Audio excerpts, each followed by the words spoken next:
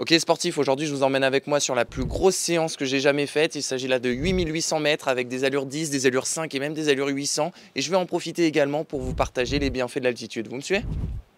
Moi je pense que les deux gars de Cergy, il y a des chances qu'ils mènent le train. Baptiste Cartiot qui a repris les commandes. Lucas Vivant là à l'intérieur qui fait une belle course. Dernier tour, mais la cloche va retentir. Regardez ce finish entre les deux hommes, là ils vont nous faire une dernière ligne de folie. Baptiste qui s'impose ce matin, vainqueur. Ah Fourromeux, qu'est-ce que j'adore m'entraîner ici. Ça peut paraître fou, mais c'est réellement mon échappatoire. Ces montagnes à perte de vue, ce silence que nous offre cette nature. À chaque fois que je m'y rends, je me fais cette réflexion qu'il faudrait que j'y aille plus souvent.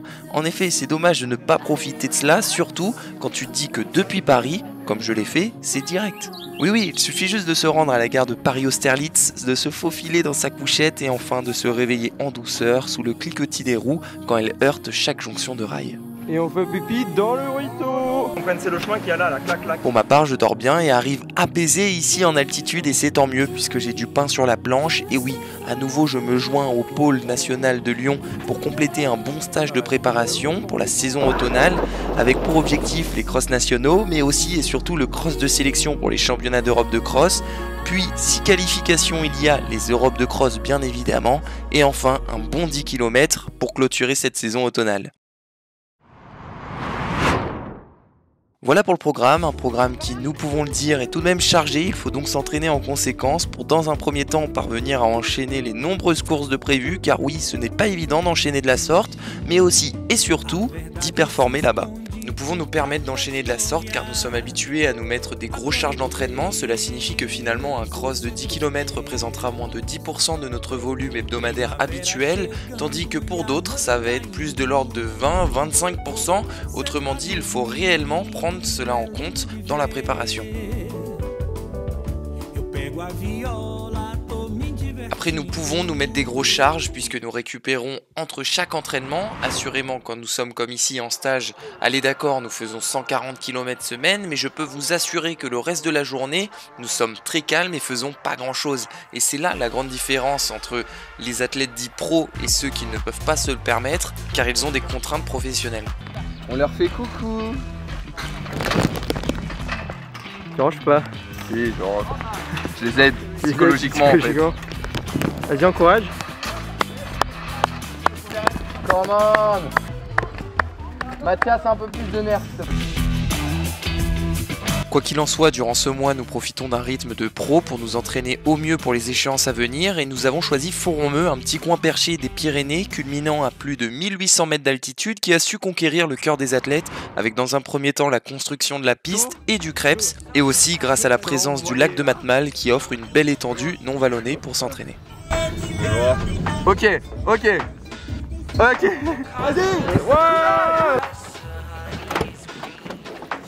Oh là là, la fine équipe.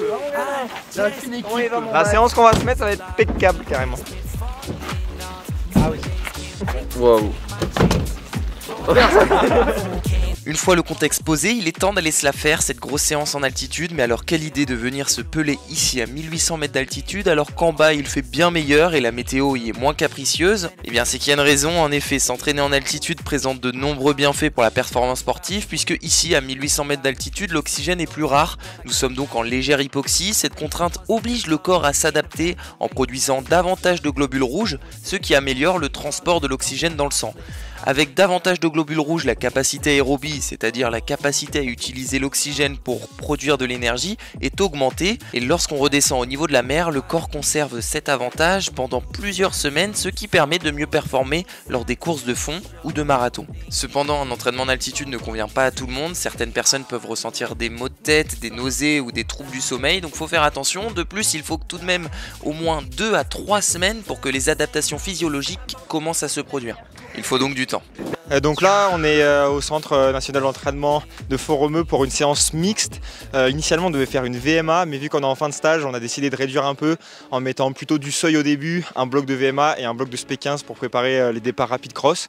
Et donc là, on va partir sur 6 x 800 en 2,22 à peu près, ça veut dire un peu plus rapide que 3,0 au 1000. Après on a un bloc avec des 500 à VMA, on va être autour de 1,22 et on va finir par des 250 plus rapides, à peu près de 37 vers 35 quoi. Donc voilà la séance.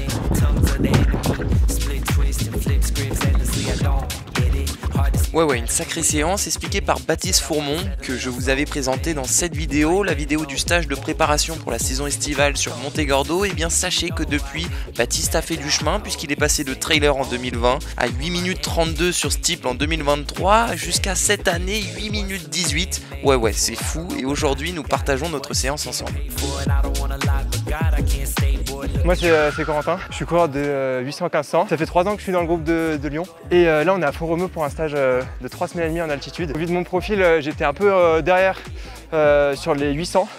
Donc j'étais en 2,25, les gars étaient plutôt en 2,23, 2,22 je crois. Nous sommes un gros groupe, ça c'est super, mais voyez-vous, en fonction des profils, nous ne pouvons pas tous tenir la même allure. Et comme vous pouvez le voir ici avec en l'occurrence Corentin Tixier, coureur de 1500 mètres, eh bien il va nous laisser un peu partir devant pour ne pas se cramer sur ces longues portions de 800 mètres. Et il a tout à fait raison, puisque la séance est longue et comme dirait Bastien Perrault, l'entraîneur du groupe, il ne faut pas la faire à l'envers, à savoir craquer en pleine séance. Bon, voilà, on vient de finir le premier bloc de seuil, c'était 6 x 800, on a fait 2,23 à peu près. Et ouais, ça fait déjà 6 x 8, donc 4800 mètres de séance. Et là on enchaîne sur la VMA, 6 x 500. Donc ouais, c'est loin d'être fini, mais c'est déjà une bonne chose de faite. C'est sûr que ce n'était pas simple, ces longues portions de 800 mètres avec seulement 45 secondes de récupération. D'autant plus ici en altitude, nous avons vraiment l'impression de récupérer moins vite. Le corps subit un stress supplémentaire. Allez. Et donc on est parti sur 6 x 500 où là ça correspond un peu plus à mon profil, donc j'ai pu relayer les gars, on a fait à peu près tout à la même allure en 1,22. Et ouais, après 3 semaines en altitude, c'est et ça restera toujours plus dur qu'en plaine, mais quoi qu'il en soit, ça y est, c'est passé. Et maintenant, après 3 minutes de récupération, nous sommes élancés sur la seconde partie de la séance, à savoir les 6 x 500 mètres.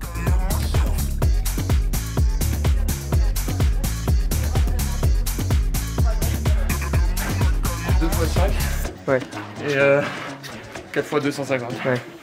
Honnêtement, l'aide de Corentin Tixier sur ces portions de 500 mètres est la bienvenue puisque sur les 800 mètres, nous nous relayons uniquement avec Baptiste Fourmont, à savoir nous en prenons 1 sur 2, d'autant plus que ce n'était pas simple de maintenir cette vitesse avec le vent de face à cette allure.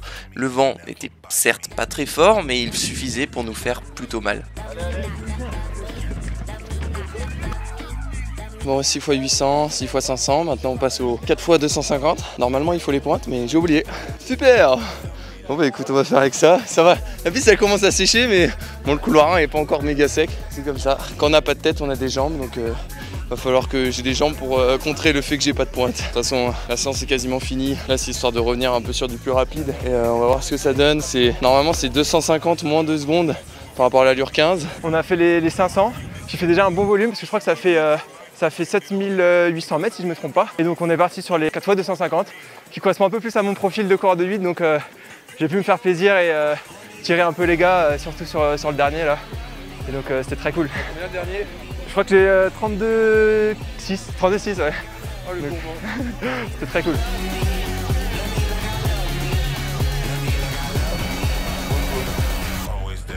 Boum boum boum, c'est bizarre. Ça va vite. Ouais. J'ai l'impression d'être en fréquence à donf. Ouais. C'est à ce moment où nous nous rendons compte des profils. Vous avez 4 coureurs de long, plus 5000, 10 000 bien crispés sur ces allures très élevées à plus de 25 km/h. Et puis devant Corentin, coureur de 1500 mètres avec une belle et grande foulée et surtout très relâché. Donc voilà, on a fait une belle séance. Les allures seuil, c'était assez contrôlé. La VMA, ça a été. De toute façon, on est en fin de stage, donc l'idée c'est quand même de ne pas en faire trop. Après, ce qui rendait des fois un peu plus difficile, c'est qu'il y avait beaucoup de monde sur la piste, comme on peut le voir.